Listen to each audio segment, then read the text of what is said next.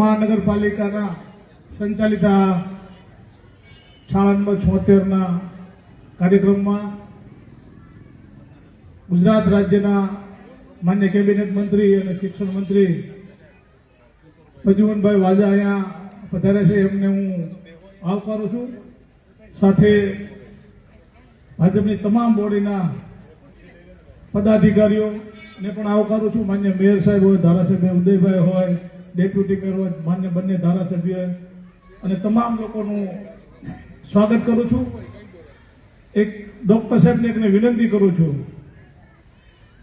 કે શિક્ષણ સમિતિ સારું કામ કરે છે રાજકોટમાં.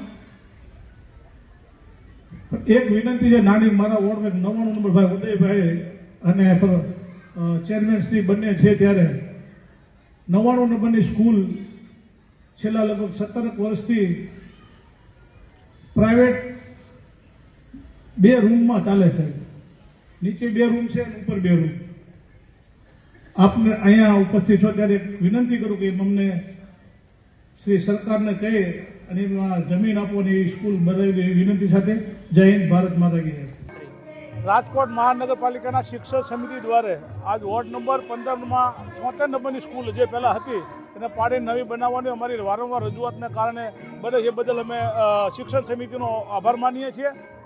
પણ ગુજરાતના શિક્ષણ મંત્રી જ્યારે અહીંયા હોય કેબિનેટ દરજ્જાના, એને અમારી એક રજૂઆત પણ હતી અને અહીંના માન્ય ધારાસભ્ય ઉદયભાઈ બંનેને એક રજૂઆત પણ અમે કરી છે કે આ વોર્ડ નંબર 15માં જ આવેલી 99 નંબરની શાળા કે જે આજે પણ 2 રૂમ નીચે 2 રૂમ ઉપરમાં 1 થી 8 ધોરણ ચાલે છે, 17 વર્ષથી ચાલી રહી છે, તો એનું કાર્ય કાપ નિરાકરણ લાવી અને એક નવી સ્કૂલ વોર્ડ નંબર 15ને આપો એવી વિનંતી કરી છે.